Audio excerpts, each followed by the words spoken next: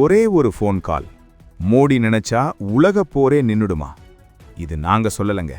ஐக்கிய அரபு அமீரகமே இந்தியாவை பார்த்து வியந்து சொல்லியிருக்கு. மத்திய கிழக்கு நாடுகள் இப்போ ஒரு மிகப்பெரிய நெருப்பு வளையத்துக்குள்ள இருக்கு.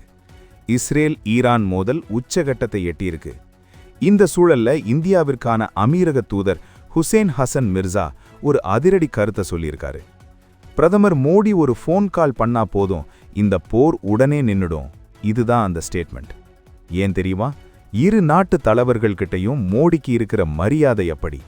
அவர் மத்தியஸ்தம் செஞ்சா யாராலையும் நோ சொல்ல முடியாதுன்னு அமீரகம் நம்புது. நம்ம ஊர்ல இருந்து துபாய், ஷார்ஜான்னு லட்சக்கணக்கான தமிழர்கள் அங்க வேலை செய்றாங்க. அங்க போர் பதற்றம் குறைஞ்சாதான் நம்ம மக்களோட பாதுகாப்பு உறுதி செய்யப்படும். ஆனா நிலைமை என்னவோ மோசமாதான் இருக்கு. ஈரானின் புதிய உச்சத் தலைவர் மொஜ்தாபா காமேனி பதவிக்கு வந்தும் போர் குறையல. பெய்ரூட் மற்றும் மத்திய ஈரானில் இஸ்ரேல் குண்டுமழை பொழியுது. இதுவரைக்கும் 1332 அப்பாவி மக்கள் பலியாகியிருக்காங்க.